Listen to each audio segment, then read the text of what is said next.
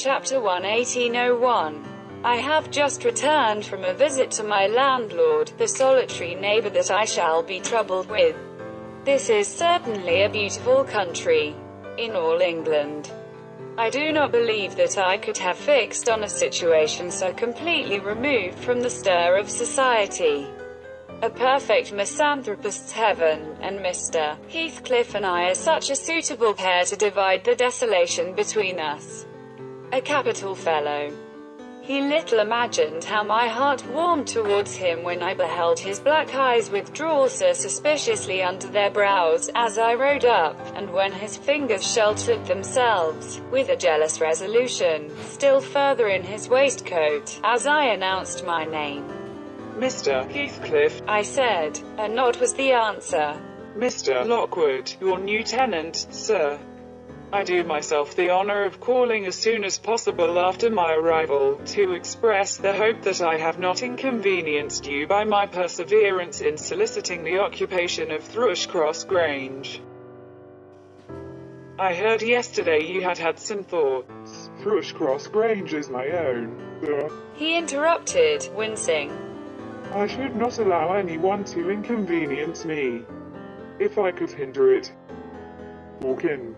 The walk-in was uttered with closed teeth, and expressed the sentiment. Go to the deuce. Even the gate over which he leaned manifested no sympathizing movement to the words, and I think that circumstance determined me to accept the invitation. I felt interested in a man who seemed more exaggeratedly reserved than myself. When he saw my horse's breast fairly pushing the barrier, he did put out his hand to unchain it, and then sullenly preceded me up the causeway, calling, as we entered the court, "Joseph, take Mr. Lockwood's horse, and bring up some wine." Here we have the whole establishment of domestics. I suppose, was the reflection suggested by this compound order. No wonder the grass grows up between the flags, and cattle are the only hedge cutters. Joseph was an elderly, nay, an old man. Very old, perhaps, though hale and sinewy.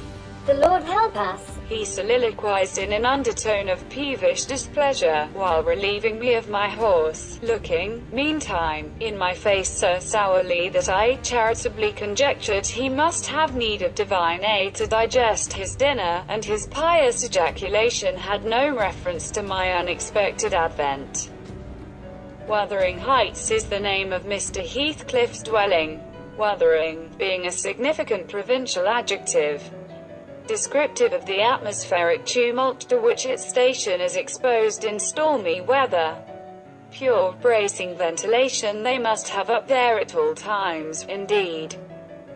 One may guess the power of the north wind blowing over the edge by the excessive slant of a few stunted firs at the end of the house, and by a range of gaunt thorns all stretching the limbs one way, as if craving arms of the sun.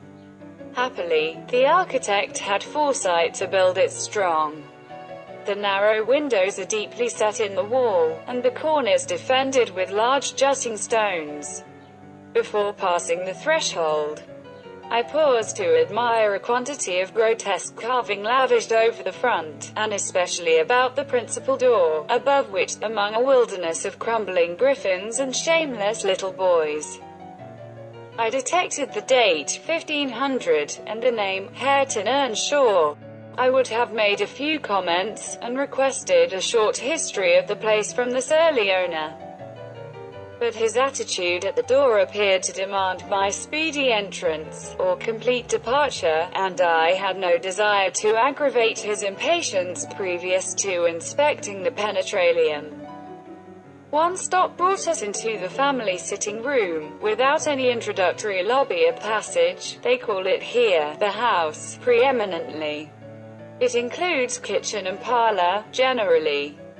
But I believe at Wuthering Heights the kitchen is forced to retreat altogether into another quarter. At least I distinguished a chatter of tongues, and a clatter of culinary utensils, deep within. and I observed no signs of roasting, boiling, or baking about the huge fireplace, nor any glitter of copper saucepans and tin colanders on the walls. One end, indeed, reflected splendidly both light and heat from ranks of immense pewter dishes, interspersed with silver jugs and tankards, towering row after row, on a vast oak dresser, to the very roof. The latter had never been underdrawn, its entire anatomy lay bare to an inquiring eye, except where a frame of wood laden with oatcakes and clusters of legs of beef, mutton, and ham, concealed it. Above the chimney were sundry villainous old guns, and a couple of horse pistols, and, by way of ornament, 3 gaudily painted canisters disposed along its ledge. The floor was of smooth white stone, the chairs, high-backed primitive structures, painted green, 1 or 2 heavy black ones lurking in the shade. In an arch under the dresser reposed a huge liver-colored bitch pointer, surrounded by a swarm of squealing puppies, and other dogs haunted other recesses. The apartment and furniture would have been nothing extraordinary as belonging to a homely, northern farmer, with a stubborn countenance, and stalwart limbs set out to advantage in knee breeches and gaiters. Such an individual seated in his armchair, his mug of ale frothing on the round table before him, is to be seen in any circuit of 5 or 6 miles among these hills, if you go at the right time after dinner. But Mr. Heathcliff forms a singular contrast to his abode and style of living. He is a dark-skinned gypsy in aspect, in dress and manners a gentleman, that is, as much a gentleman as many a country squire, rather slovenly, perhaps, yet not looking amiss with his negligence, because he has an erect and handsome figure, and rather morose. Possibly, some people might suspect him of a degree of underbred pride. I have a sympathetic chord within that tells me it is nothing of the sort. I know, by instinct, his reserve springs from an aversion to showy displays of feeling, to manifestations of mutual kindliness. He'll love and hate equally under cover, and esteem it a species of impertinence to be loved or hated again. No, I'm running on too fast, I bestow my own attributes over liberally on him. Mr. Heathcliff may have entirely dissimilar reasons for keeping his hand out of the way when he meets a would-be acquaintance, to those which actuate me. Let me hope my constitution is almost peculiar. My dear mother used to say I should never have a comfortable home, and only last summer I proved myself perfectly unworthy of one, while enjoying a month of fine weather at the sea-coast. I was thrown into the company of a most fascinating creature, a real goddess in my eyes, as long as she took no notice of me. I never told my love vocally, still, if looks have language, the merest idiot might have guessed I was over head and ears. She understood me at last, and looked to return, the sweetest of all imaginable looks. And what did I do? I confess it with shame, shrunk icily into myself, like a snail, at every glance retired colder and farther, till finally the poor innocent was led to doubt her own senses, and, overwhelmed with confusion at her supposed mistake, persuaded her mamma to decamp.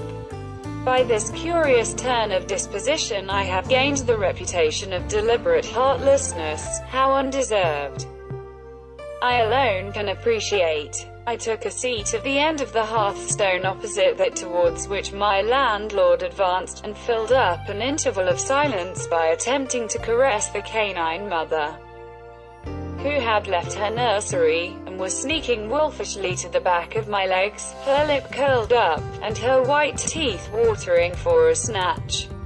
My caress provoked a long, guttural snarl. "You'd better let the dog alone," growled Mr. Heathcliff in unison, checking fiercer demonstrations with a plunge of his foot. "She's not accustomed to be spoiled, not kept for a pet." Then, striding to a side door, he shouted again, "Joseph, Joseph mumbled indistinctly in the depths of the cellar, but gave no intimation of ascending, so his master dived down to him, leaving me vis-a-vis the ruffianly bitch and a pair of grim shaggy sheepdogs, who shared with her a jealous guardianship over all my movements, not anxious to come in contact with their fangs. I sat still, but, imagining they would scarcely understand tacit insults, I unfortunately indulged in winking and making faces at the trio, and some turn of my physiognomy so irritated Madame that she suddenly broke into a fury and leapt on my knees. I flung her back, and hastened to interpose the table between us. This proceeding aroused the whole hive. Half a dozen four-footed fiends, of various sizes and ages, issued from hidden dens to the common center. I felt my heels and coat laps peculiar subjects of assault, and parrying off the larger combatants as effectually as I could with a poker, I was constrained to demand, aloud, for assistance from some of the household in re-establishing peace. Mr. Heathcliff and his man climbed the cellar steps with vexatious phlegm.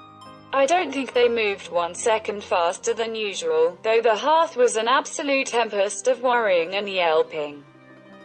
Happily, an inhabitant of the kitchen maid more dispatched, a lusty dame, with tucked-up gown, bare arms, and fire-flushed cheeks, rushed into the midst of us flourishing a frying-pan, and used that weapon, and her tongue, to such purpose, that the storm subsided magically, and she only remained, heaving like a sea after a high wind, when her master entered on the scene. What the devil is the matter? He asked, eyeing me in a manner that I could ill endure, after this inhospitable treatment. What the devil, indeed? I muttered. The herd of possessed swine could have had no worse spirits in them than those animals of yours, sir. You might as well leave a stranger with a brood of tigers. They won't meddle with persons who touch nothing, he remarked, putting the bottle before me, and restoring the displaced table. The dogs do right to be vigilant. Take a glass of wine. No, thank you. Not bitten, are you? If I had been, I would have set my signet on the biter. Heathcliff's countenance relaxed into a grin. Come, he said. You are flurried, Mr. Lockwood. Here, take a little wine. Guests are so exceedingly rare in this house that I and my dogs, I am willing to own, hardly know how to receive them. Your health, sir. I bowed and returned the pledge, beginning to perceive that it would be foolish to sit sulking for the misbehavior of a pack of curs. Besides, I felt loath to yield the fellow further amusement at my expense. Since his humor took that turn, he, probably swayed by prudential consideration of the folly of offending a good tenant, relaxed a little in a laconic style of chipping off his pronouns and auxiliary verbs, and introduced what he supposed would be a subject of interest to me, a discourse on the advantages and disadvantages of my present place of retirement. I found him very intelligent on the topics we touched, and before I went home, I was encouraged so far as to volunteer another visit tomorrow. He evidently wished no repetition of my intrusion. I shall go, notwithstanding. It is astonishing how sociable I feel myself compared with him.